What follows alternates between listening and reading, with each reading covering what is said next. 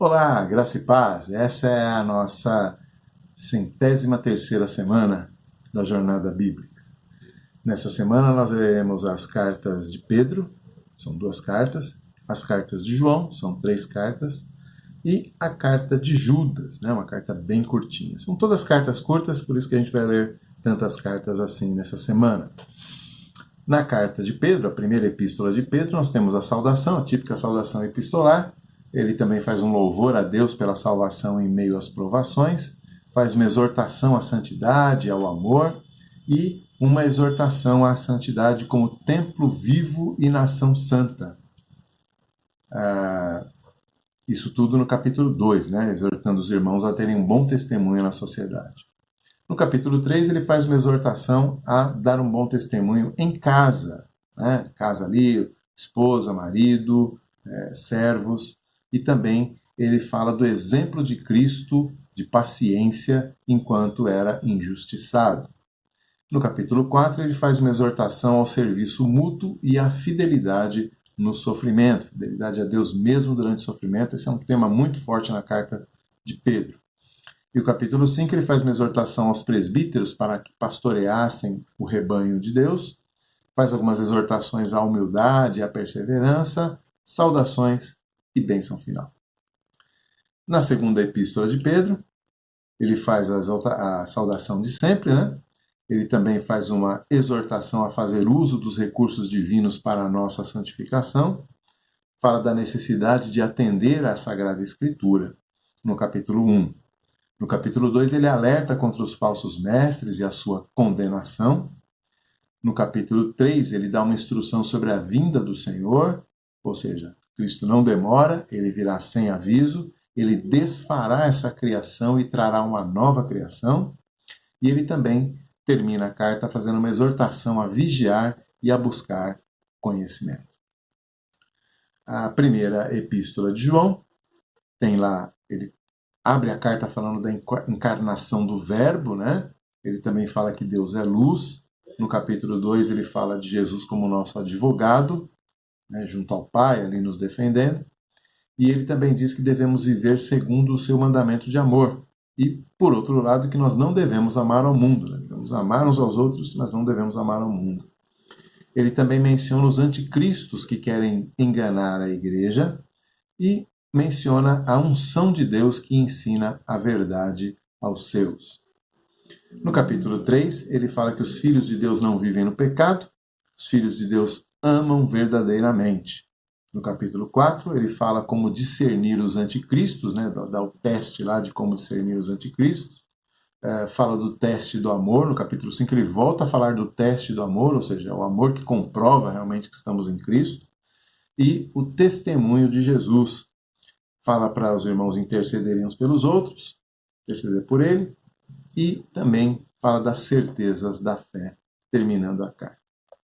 A segunda carta, a segunda epístola de João, é mais curtinha ainda, ele tem uma saudação, fala do mandamento do amor, faz um alerta contra os falsos mestres e suas doutrinas e se despede.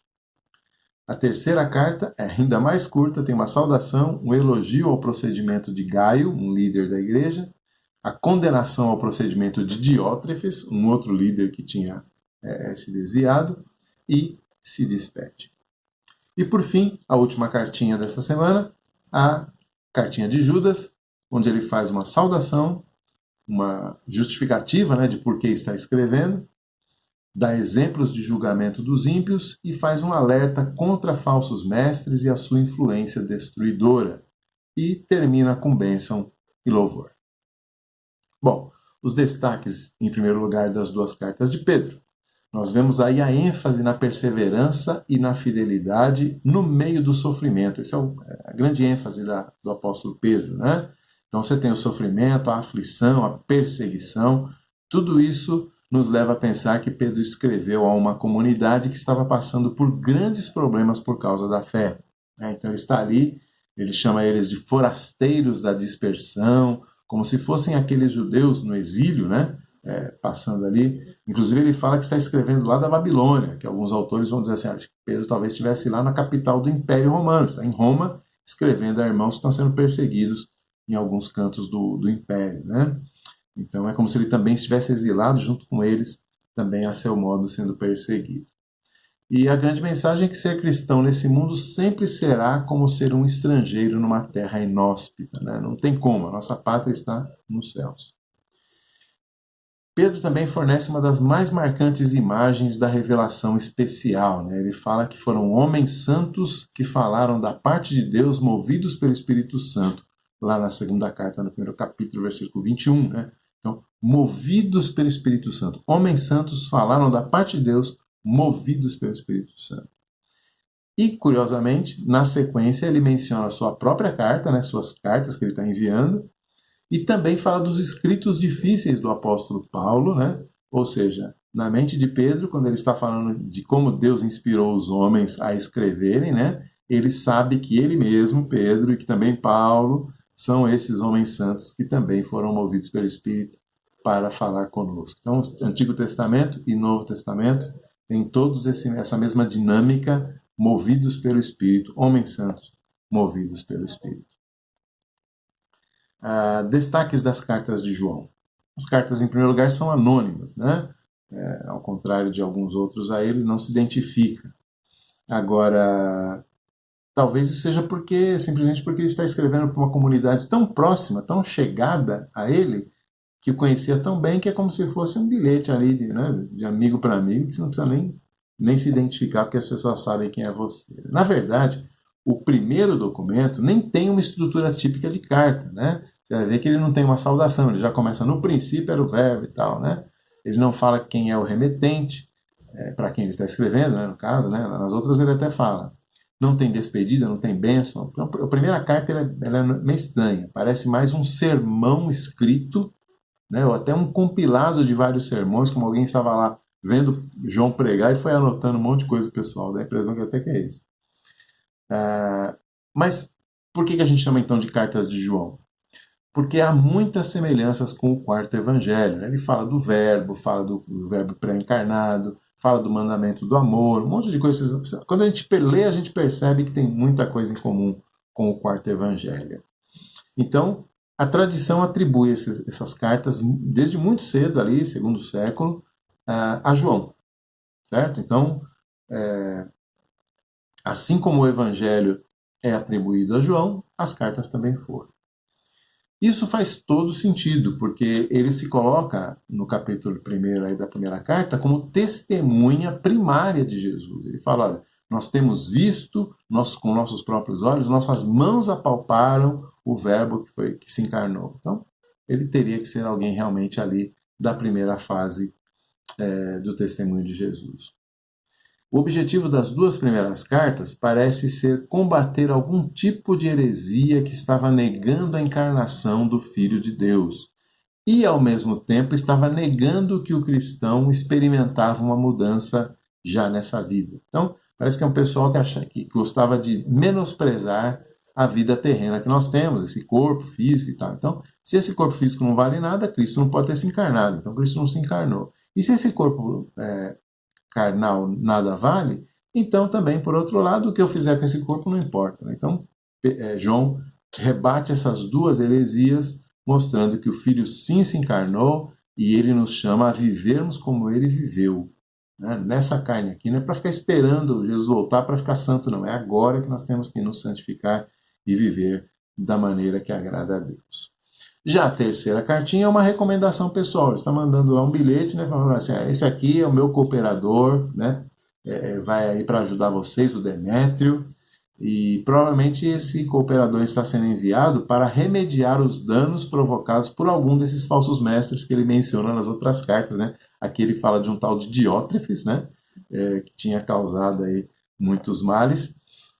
Então, Demétrio parece que está sendo o substituto, não? Vai lá para consertar o que Diótrefes fez.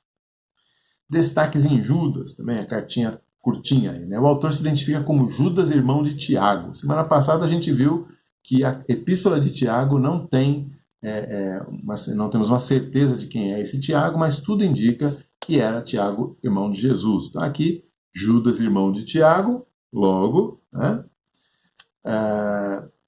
Então, o único Tiago que tinha um irmão com esse nome, né, o nome Judas, era Tiago, irmão de Jesus. Lá em Mateus 13:55, diz que Jesus tinha vários irmãos, inclusive Tiago e Judas. Então, Tiago e Judas são irmãos, portanto, irmãos de Jesus também.